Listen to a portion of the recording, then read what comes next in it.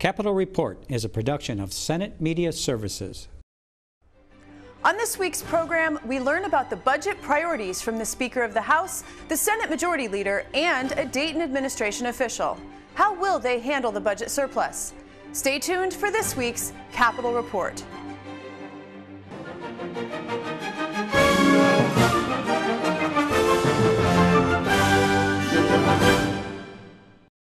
Policies and budget priorities are beginning to coalesce at the Capitol. Joining me in the studio to discuss the perspective and priorities of the House Republicans is Speaker Kurt Daudt. Welcome. Well, thanks for having me. The proposed budget surplus is forecast to grow into future years, prompting calls from your caucus for tax cuts. The Star Tribune editorial board recently pointed out that inflation is omitted from the forecast, so the surplus may be an unrealistically rosy picture. How can you balance tax cuts and the state's fiscal health? Well, I think we have an expectation, just as any Minnesotan would, that first of all, we have to live within our means, just like a family budget. A family has to live within their means. You can't spend more money than you take in.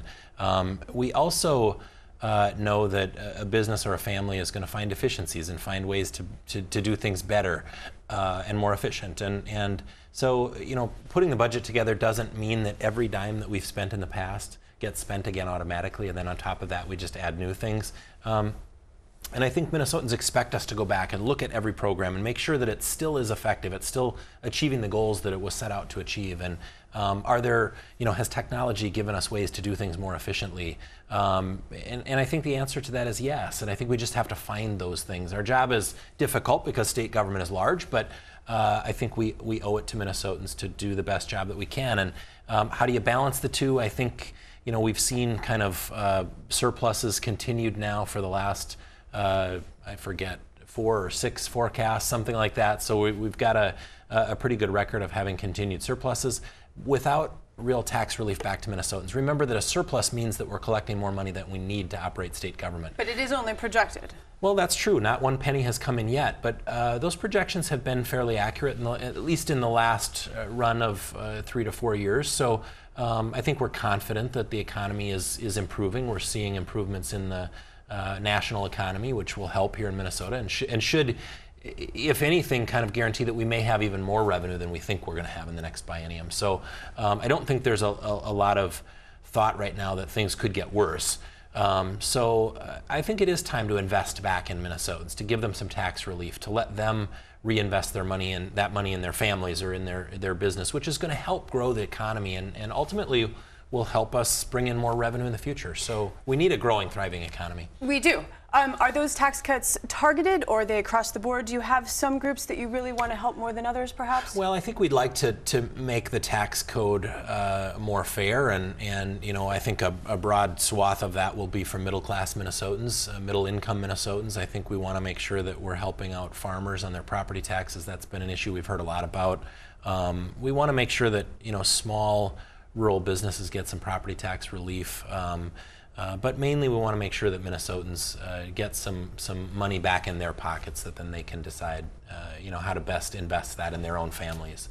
We think that's good for Minnesota. It's good for those families, and it's good for our economy.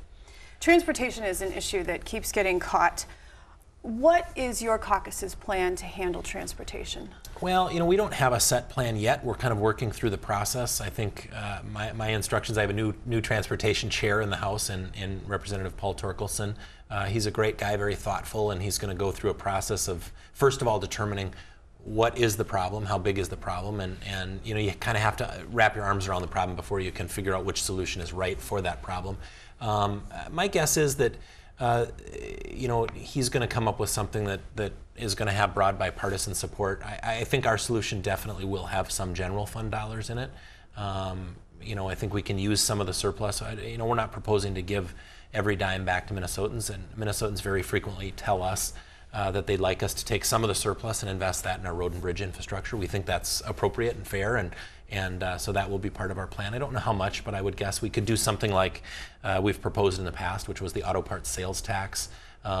In order to make that a dedicated stream, as your question suggests, you'd need to probably put that on a ballot and constitutionally dedicate it, so that could be one option.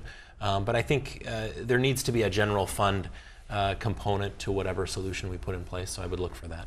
But you're also possibly open to a dedicated stream of funding for transportation also? Even the stream that we would take out of the general fund, we would want to be dedicated. We understand the importance of knowing and planning out ahead of time how much, these projects sometimes can be multi-year projects, and sometimes tens of millions or even hundreds of millions of dollars. They need to be able to plan for those ahead of time, and they need to plan beyond that. What's the next project, and they need to know how much money they're going to have coming in order to plan for what projects we can actually accomplish. So, yeah, we'll look at other revenue sources as well, but anything that we look at, we think we'll look at dedicating. Is there an appetite in your caucus for any new spending for programs, say education or elderly care or pre-kindergarten or anything like that? Yeah, absolutely. I think all of those, we did a big investment in our aging and long-term care. In fact, the House, for the first time ever in the last biennium under my leadership, created an aging and long-term care committee. We did some really what I call generational reform surrounding long-term care, but the problem's not done there. We need to continue and make sure that we're really taking care of those folks, and that's a growing segment of our population as well. So that could be, if we don't manage that now, it could be a problem that gets out of control spending-wise. You also mentioned education. I think all of our members, regardless of party, both sides of the aisle, recognize the importance of a strong education system and investing in that. So I think we may have little differences on how we want to go about that, but I think overall we will see a significant increase in investment into K-12 education. And on the early learners, the governor has made this a priority. It's been a priority for us as well. We have a little different, his approach is a kind of a one-size-fits-all universal pre-K type approach, or at least scaling into that. Our approach is a targeted scholarship approach, and really the reason we think that's more important is because the governor's approach takes every 4-year-old and puts them into a one-size-fits-all program for 2.5 hours a day. Well, most families that really need this sort of structure, that doesn't fit their need. They need something for the whole day. And it's not just 4-year-olds. Families in that situation also need it for 3-year-olds. So our scholarship program would make those dollars accessible to 3 and 4-year-olds, would target it by income, and you could then use those scholarship dollars and bookend them with child care assistance, which really would meet the needs for that family so that parent can be an active participant in the workforce and help improve their own situation. So that's what targeting to us means, using the dollars on the people that need it the most. And it really shows, data shows it gives the most and best impact as well. Before we go, because we're close to being out of time, I can't let you go without talking about the healthcare policy and the ambiguity of federal policy, and what's your caucus thinking in that? Well, this is going to be one of the toughest things we deal with this session. It was the most important issue in the last election. It's impacting a lot of Minnesotans, and it's not just the health insurance, but the cost of health care in the state is skyrocketing. It's mental health. It's a lot of different things that are impacting that. Part of the problem for us is we will probably not know what the feds are going to do in time for us to have to make a decision this session. We really need to pass a bill in the next 30 days that kind of gives some direction so that we can provide some stability back to the individual marketplace. We need to do that probably through some sort of a reinsurance or a high-risk pool similar to what we had before. It likely will take a federal waiver to make that happen. It's going to take some dollars to make that happen. We hope that we'll get some funding from the feds eventually, but we probably will need to put some sort of bridge funding in place to help us get there. But we have to provide that stability back to the marketplace. We can't have these 50, 60, 70% increases in premiums because the choice that families have to make is I'm either going to go without health insurance or I may put my family in a situation of potential bankruptcy or something by paying for something that's multiple times more expensive than their mortgage. And that's just not right. So we've got to solve the problem. Speaker Daudt, I know you're a busy man. I want to thank you so much for stopping by today. Well, thank you. Thanks for having me.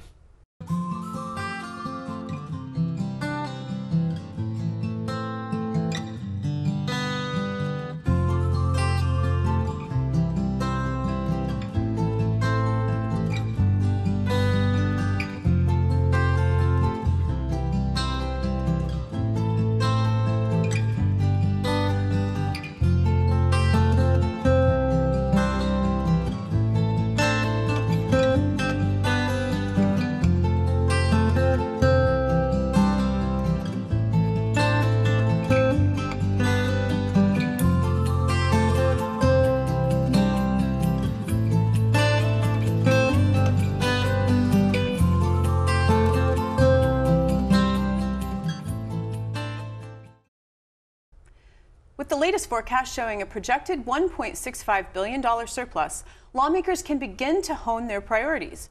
Joining me in the studio to talk about the goals of the Senate Republican caucus is the Majority Leader, Paul Gazelka. Welcome. Good to be here again. Your caucus recently released your Advancing Minnesota agenda with plans to build on the early successes thus far this session. Because of the uncertainty surrounding federal policy, Governor Dayton recently suggested with the budget to be cautious. Do you agree with a cautious approach? Certainly I agree with the cautious approach. I think having a healthy surplus is important. We also look at how we're spending money, and that is where we will be different from the governor. He has a 10% spending increase. We want that to be lower because we're looking for the future and what the federal government might do. So, but the general sense of make sure we're careful and cautious includes spending, and then the tax relief we do, we want it to have long-term results. So yeah, I can say we're in agreement, sort of. Sort of in agreement. Now you said the figure 10%. The Democrats have said that it's actually closer to 2.5% when you take into account inflation and things like that. So you want to trim expenditures. Can you talk a little bit more about some budget priorities? Yeah, and first of all, just to counter that comment, state government is growing 7% if we do nothing. All of the past legislative decisions and different costs that increase, but that's still a 7% increase. And then with the governor increasing above that another 3%, you can't say it's just a 3% increase. It's 10% up from the prior year. So I think it's really important. But as far as priorities for the budget, we really want to get a roads and bridges bill done. We want tax relief. I hope that we have somewhere around $1 billion of tax relief, but that is not quite decided within our caucus. It will be soon. We want to make sure that we fix the health care crisis. We took the first step. That it was passed in January where we gave relief, but also had 7 reforms for health care. And so those are our main things that we really want to make sure we get done. The governor talks about a bonding bill. We'll work with him on that as well. But the priorities are the main things that need to get done. Now you said $1 billion in tax cuts, and we do have a $1.65 billion surplus.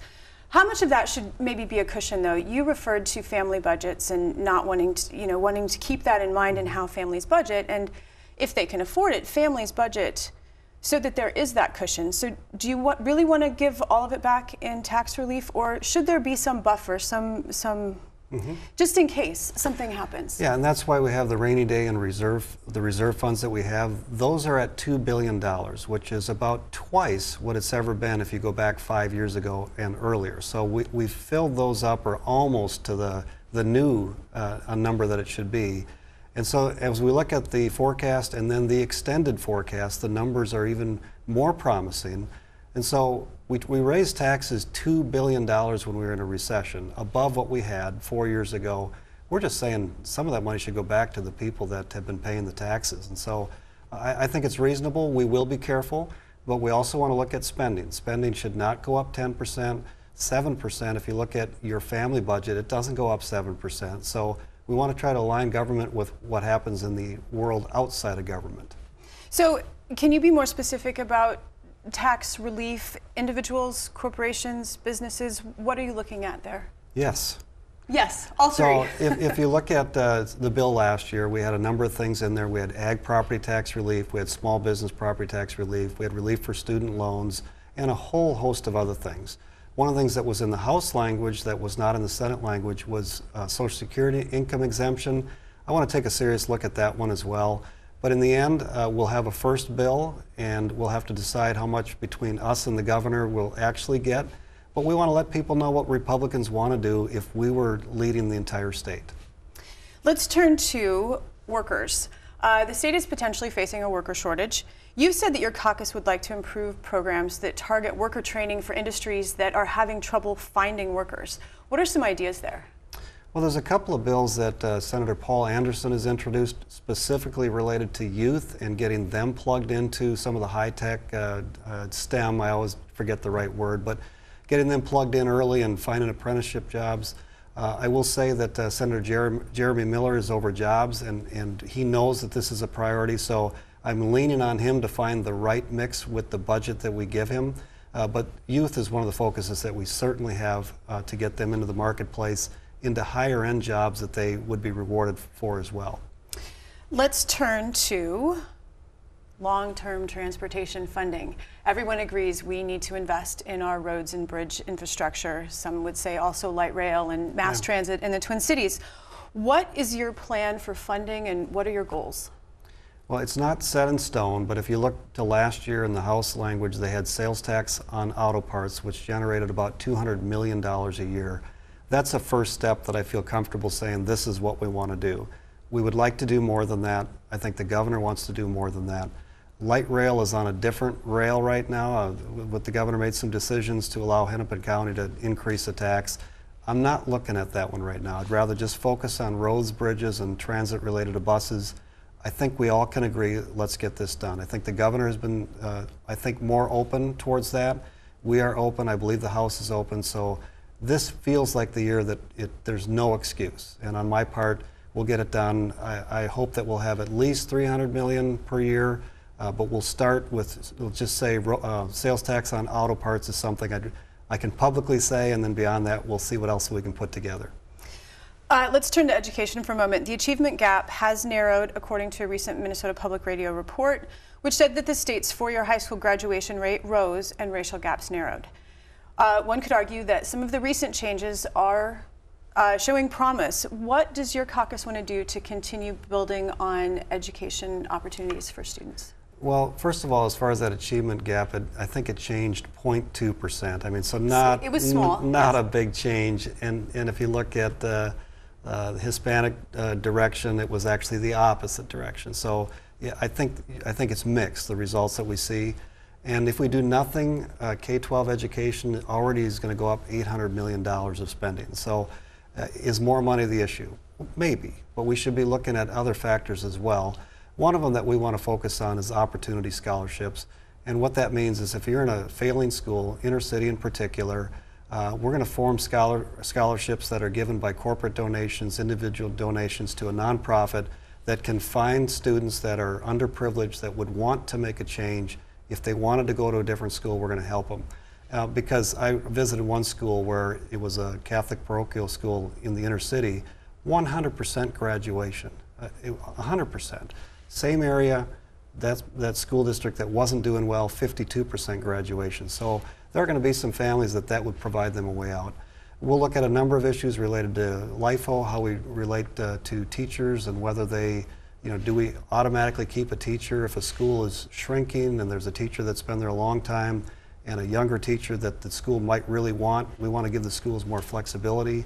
Another issue that we're working on is more forms of licensure, particularly for rural Minnesota. If they can't get, for example, somebody to teach engineering, but there's an engineer that would come in 1 or 2 hours a day and teach a class, can we find some additional levels of licensing to help ease that problem? So we're looking at reform. Not just more money. I think we'll provide more money, but reform too. And one last question. No conversation is complete without talking about health care. Uncertainty remains with the Affordable Care Act. What would Republicans like to do to improve health care outcomes and lower costs? So first of all, the uncertainty is still out there. I mean, we don't know what the federal government's going to do, not towards Obamacare and MNsure, not towards all the government plans that we use to help people. We don't know. We know that they could reduce what they give to us as much as $2 billion. And so there's multiple issues here. The first one that we're working on is to stabilize the individual market. So we passed that first bill that had relief with 7 reforms. Some of those reforms were inviting more competition into Minnesota. We, for one, said that a for-profit HMO could at least come to Minnesota if they wanted to. Right now, before that, they were not allowed to. 49 other states allowed it. We did not. We set up what are called stop-loss programs, which are where small businesses can form self-insured groups to provide health insurance for their folks. So those are some of the issues, but the first and next issue we're working on is reinsurance. That's the one thing that the plans are looking for to bring stability. So that's our next step. And then beyond that, we'll work on controlling other costs, I can tell, and flexibility. Senator Scott Jensen is working on a plan that says you can keep your doctor. How do we work it where plans change, things change, and you can still keep your doctor? That was a promise that government, without pointing fingers, government gave in the past. How do we figure out a way to do that? And so there's going to be, and he's one of the guys I'm going to lean on because he's in the thick of it. And frankly, even Senator Klein from the other side of the aisle, two doctors that can tell us where are the ways that we can drive down costs. Yeah, the real world experience. Yes. Senator Gazelka, I want to thank you so much for your time today. Thank you.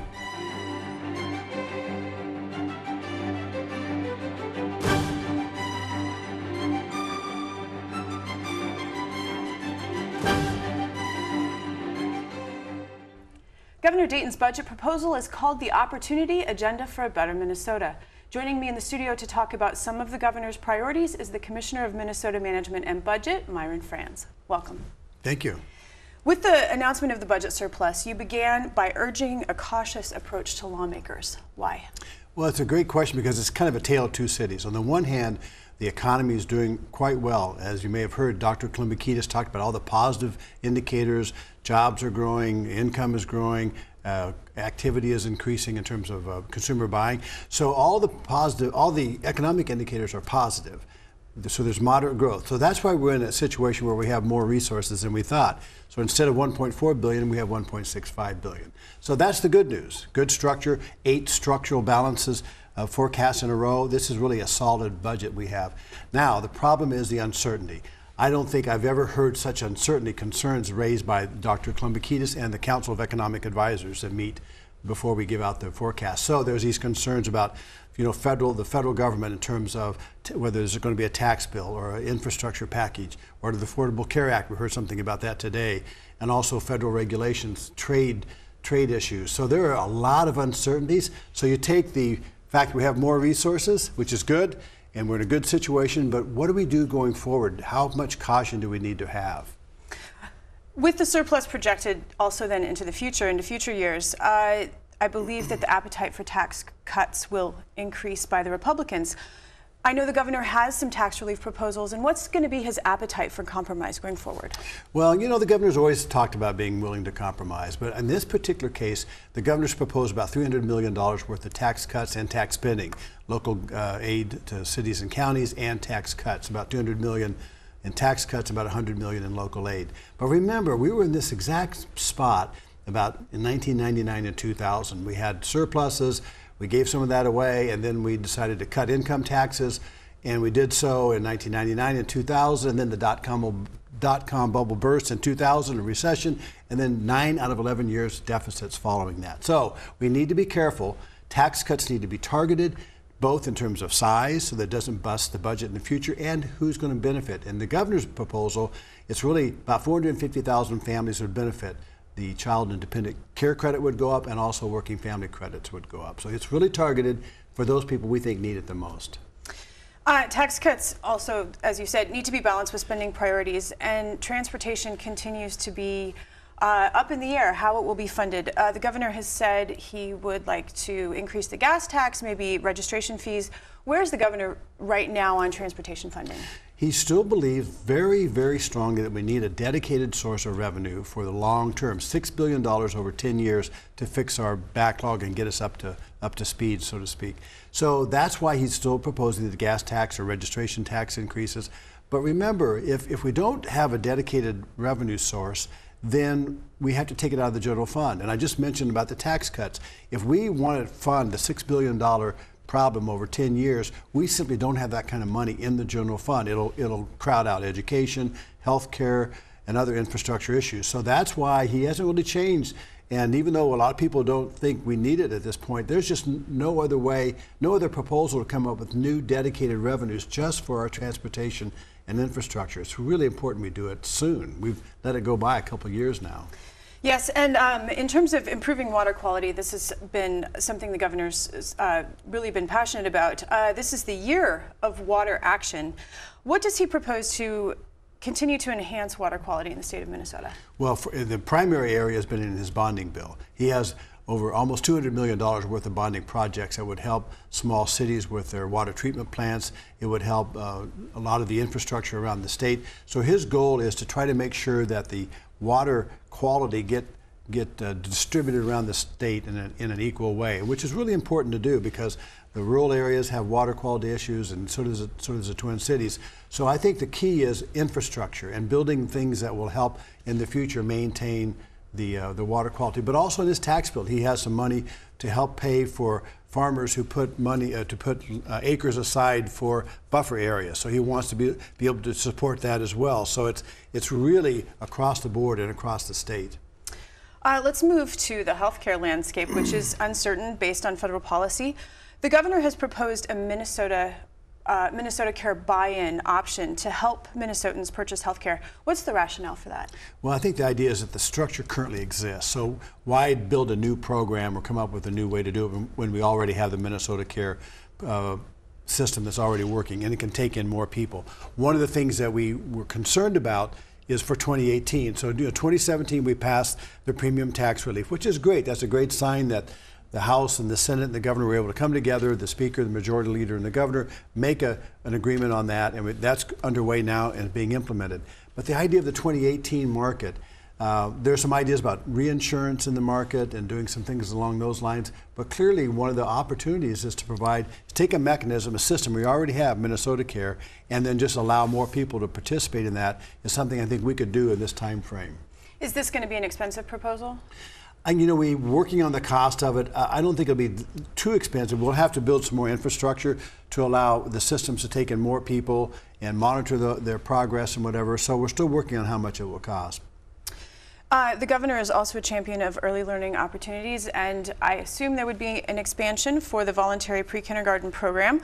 But what are some other ways the governor hopes to expand educational opportunities in Minnesota? Well, in addition to the voluntary pre-K, it is these 2% and 2% on the formula. So that's about $600 million more in the K-12 education in Minnesota. If you couple that with what he's already done over the last 6 years, that'll be over $2 billion in additional funding he's put in K-12, along with the legislature. So that's a key component. But also the University of Minnesota and Minnesota State University and colleges.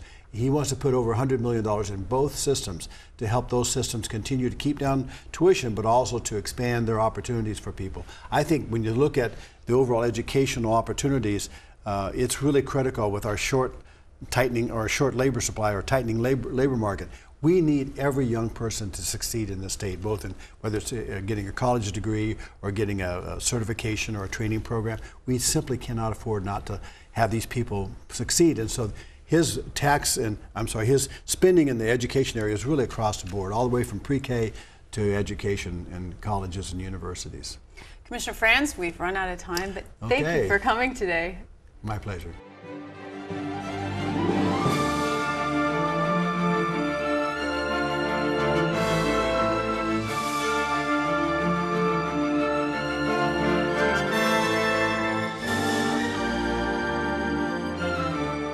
Join us again next week as we delve into more topics affecting Minnesotans. I'm Shannon Lurkey, and on behalf of all of us at Senate Media Services, thanks for watching.